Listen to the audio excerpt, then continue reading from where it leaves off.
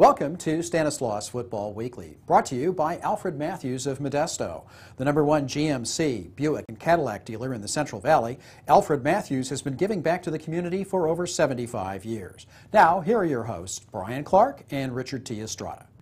Rich, we're heading into Week 6, a lot of tendencies taking shape. The 2011 Downey team scoring a lot of points, much like the 2009 team, yet this team's 4-1.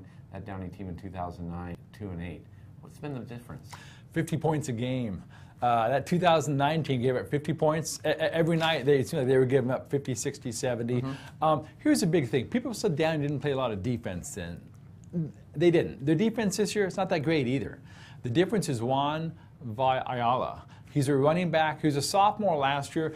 Not real big, not real physical, but was pretty easy to kind of knock over last year. This year, great stability. What he's doing that I love is this. He sees a hole. He shoots through the hole. When he gets out the other side, then he starts looking around places to go. I see some kids that see a hole and they start looking around. It's like, get to the hole first. Yeah. So what's really turned around for them is now they can run the ball. That means they're actually holding the ball a little bit now. They're able to milk some time off the clock. If they get a lead, they'll do some runs. Juan's also become part of the passing game for him. Just nothing too serious, just some throws to the flat.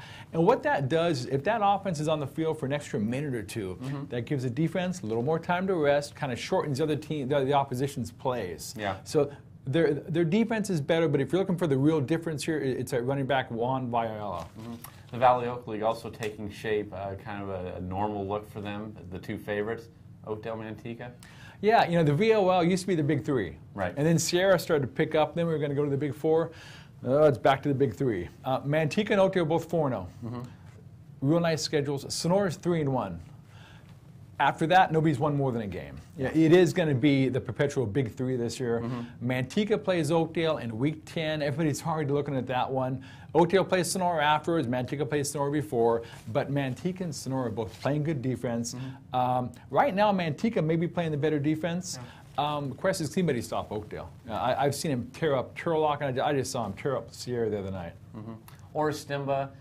They lost some key players, but they look locked and reloaded as they prepare for this week's game against Modesto Christian. You know, Oristimba may be the surprise team as far as they're 4-1 right now. You know, they rode the Pius brothers, as wonderful as they were the last 2 years, made the playoffs first time in 20 years, and we were all ready for that kind of Oristimba collapse this year. Figured you had your big run, you lost your kids, you know, good for you, now rebuild. Steve Machado, sophomore running back, he's taken over the program, has over 600 yards in 5 games, about 130 yards when they beat Houston last Friday night, 35-14. That Houston win was huge. That Houston game probably is going to be the one that gets them into the playoffs. It's certainly the one that kind of gives them the confidence when they play Ripon, Hillmar, Modesto, Christian, Riverbank. They're those kind of mid-tier teams. Oristimba, they're getting done with running the ball, and they've done a real nice job with that program out there, really installing a winning attitude in just the last 2 or 3 years. Yeah. This time of the season, the injury bug always rears its head. What teams are being impacted? Turlock Christian lost their quarterback, Chase Gonzalez, broke a collarbone last Friday. That's always a bad one for a quarterback. Anytime you do that, you're done for the year.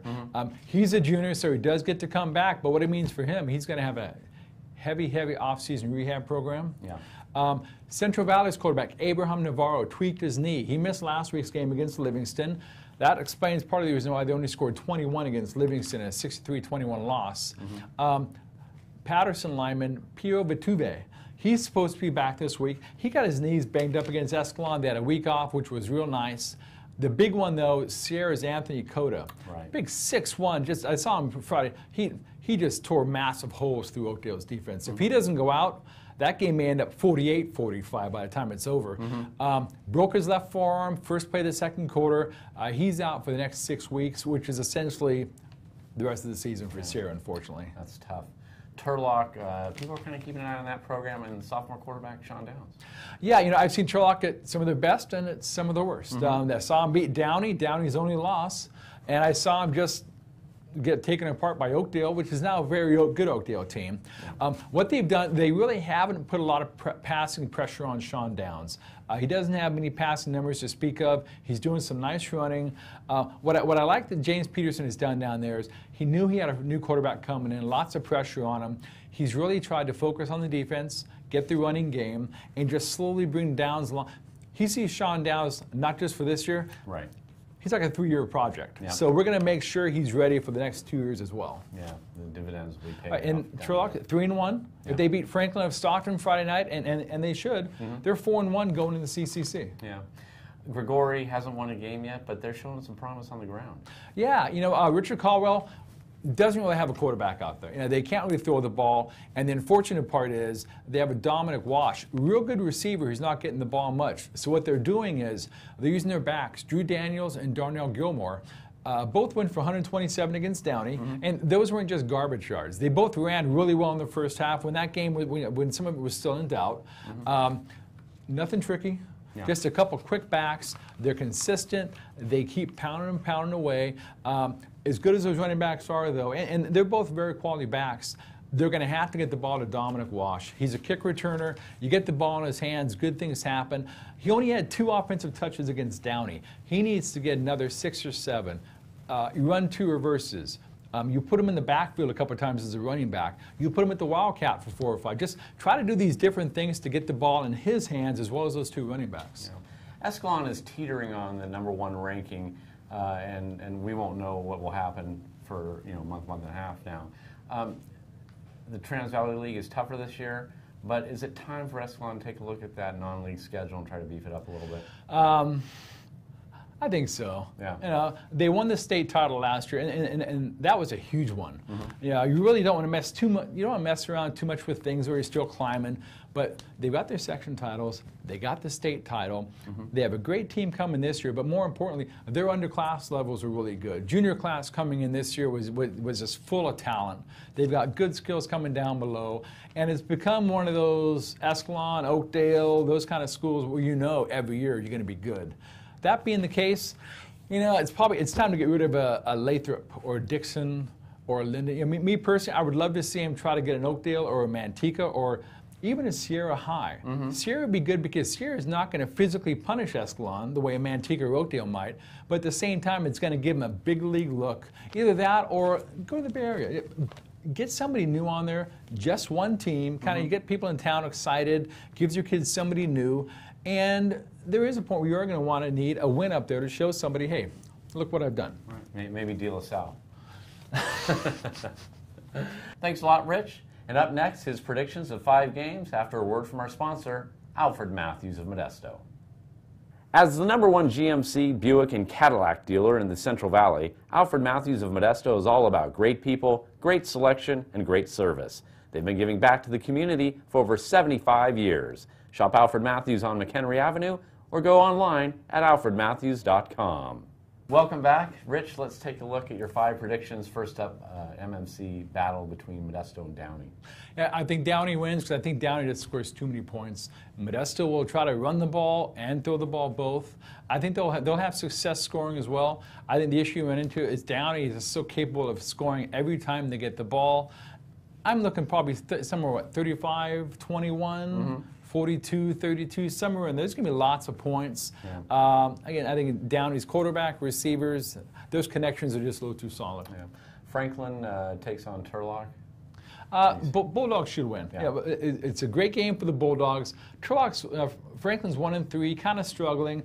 Turlock gets a win. They go 4-1 in the league, and they get the momentum. And they'll need the momentum because the league opener, Turlock has with Buhat Colony. Yeah. The defending champ. They're the favorites again this year. Turlock will use this game to basically just play very vanilla, win the game, get everybody out healthy, and then get ready for league. Yeah. What about Central Valley at Patterson? The big question for Central Valley is Abraham Navarro. He's got that knee, maybe going in for an MRI this week, they say. If Abraham Navarro plays, Central Valley is capable of getting the upset because they have enough offensive weapons. If Navarro doesn't play, I think it's really going to hurt because that dials down their passing game a little bit. All of a sudden, Patterson loads up for the run against Jacon Gardner. But one of the things that's really fascinating about that game, win or lose, is to see how Jacon Gardner runs against Patterson. He'll be the best back that they're going to see in league as far as just breakaway scoring threat. So I'm curious to see how the Tigers kind of contain that speed. Delhi at Waterford. Yeah, Delhi at Waterford. We don't often kind of go into those games. Haven't been to Waterford in a while. Waterford's playing better now. Dylan Gonzalez is starting to run the ball well. They're playing some defense. They kind of struggled early. Delhi, Yeah, they just kind of pound and pound and pound. Delhi is always a fun story because their games are quick and they're usually low scoring. They like to just milk that clock, run the ball. I think what happens here, Delhi's physical size is simply going to be too much for Waterford to handle. When I looked at the schedule this week, there were a lot of not real, what we would say, great matchups, but this one, Modesto Christian and Ora Simba, this really looks like the game of the week. Oh, yeah. Certainly, you've got Nate Suffield on one side, going to Arizona, Caden Klein, Damian Bell White. They got a whole slew of running backs. Then you got Ora Simba. You got Steve Machado, the running back, will run well. You know, Dylan Martin is throwing some nice passes as their quarterback. Going to be a very high-scoring game. I think what it comes down to, though, having seen Modesto Christian play, I don't know that Ora Simba has the defense to stop that passing game. I don't know that anybody except for maybe Escalon is able to kind of shut down the quarterback back there. So I think MC takes this one, though, probably 10, 14 points. Yeah, okay, well, good. It sounds like an exciting Week 6. Don't forget to join us on our podcast Friday night. Check out all the games, box scores and stories, and Saturday, Rich's recap, and Sunday. And Tuesday night, Rich will have his weekly online chat. So, for Richard T. Estrada and Brian Clark, thanks for joining us on Stanislaus Football Weekly.